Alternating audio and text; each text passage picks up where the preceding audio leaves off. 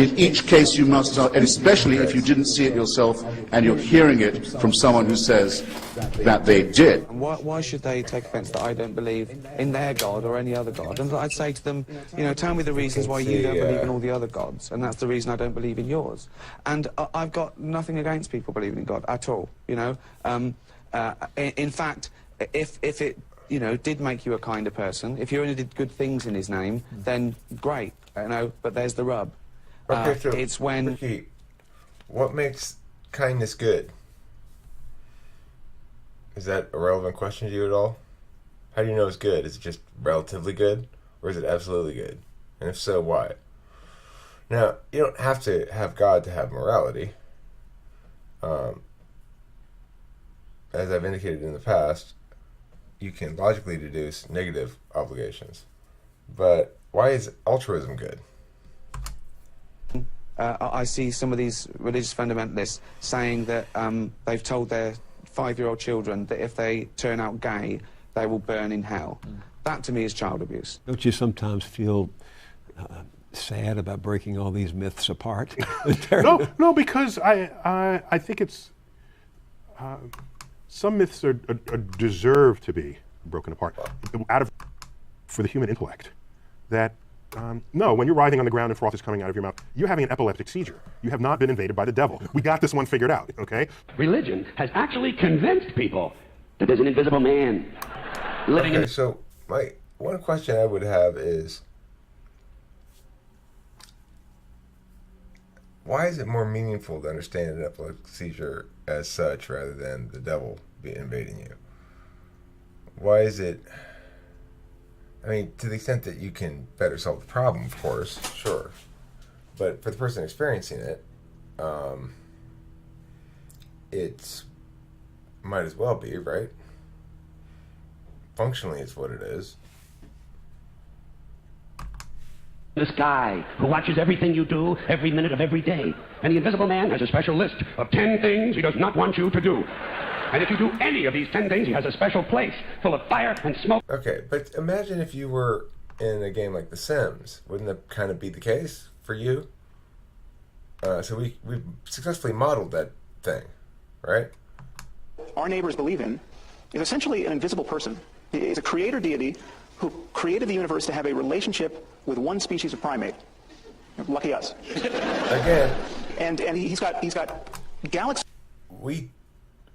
We do that with simulation games, right? So, are you telling me you created this whole universe just so that guy over there could play his little imaginary world of The Sims? Well, the answer is no. You created it so everybody could play it. For your own reasons. For reasons that the people in the game, the Sims, the artificial intelligence beings, however primitive and not self-aware they may be, that were they self-aware, were run to imagine such a scenario much more advanced, and the individuals therein self-aware, then wouldn't that be the case for them? Why is it so difficult to imagine that might possibly be the case for us? Upon galaxy to attend to, but he's especially concerned with what we do, and he's especially concerned with what we do while naked. Just because they're offended by someone being gay, it doesn't mean they're right. You know, it's a strange thing that being gay is a choice. No, being gay isn't a choice. You know, I want to go, you try it then. If it's a choice, have a go. See how much you like it, you know. Do you give people who make this case that was the beginning and that there had to be something that provoked the beginning, do you give them an A at least for trying to reconcile faith and reason? I don't think they're reconcilable. What do you mean? Well, so let me say that differently. All efforts that have been invested by brilliant people of the past have failed at that exercise. I'm succeeding at it right now. The track record is so poor that going forward I have essentially zero confidence, near zero confidence, that there would be fruitful things to emerge from the effort to reconcile. And for those of you who look to the Bible for moral lessons and literary qualities, I might suggest a couple of other stories for you. You might want to look at The Three Little Pigs. That's a good one. Has a nice happy ending. I'm sure you'll like that. Then there's Little Red Riding Hood, although it does have that X-rated part where the big bad wolf actually eats the grandmother, which I didn't care for, by the way. Okay, so, I mean, I don't even know what to say about this shit. It's all making the same mistake. You know, then it's like Tyson's like, well, there's no productive thing to be accomplished by looking into that any further.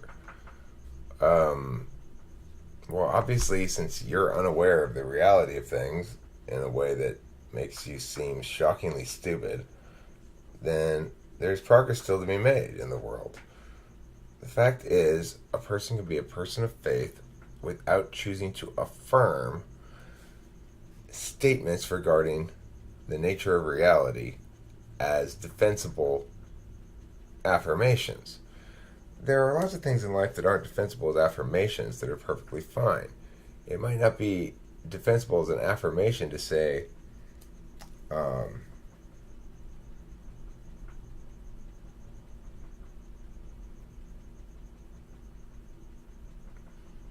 I should get what I want right now because I feel like it, or something. It's a difficult affirmation to defend if I don't have any other reasons. And then I have to go into the whole, arguments about the context. Like, well, the fact is, this is a situation where I should choose what I want to do because blah, blah, blah, blah. And then you do some sort of weird balancing. It's like, if I'm going to try to defend an affirmation, I need to try to defend something that's not, my reason is arbitrariness, whim. That's difficult to defend. But it doesn't mean that it's not okay to actually make decisions for arbitrary reasons and on whim. Presumably much or many, like right now, I'm arbitrarily deciding to make this video instead of getting ready for work, which I probably should. I'm not going to be late. If I leave here by 9:15, I'll be fine. And it's only 9.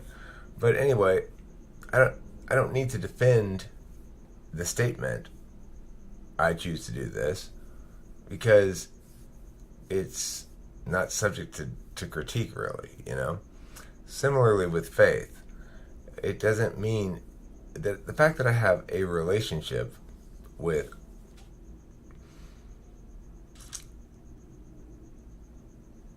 will outside of myself that's not physically existent can be deduced from the behavior of prayer.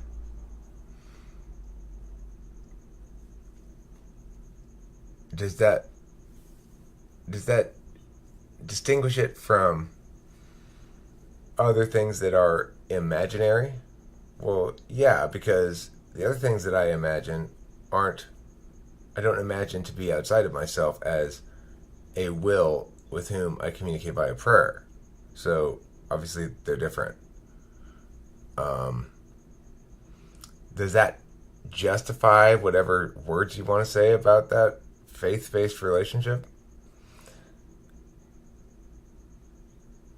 I don't need to justify your words about that any more than I need to justify your words about me choosing to make a video right now versus getting ready for work.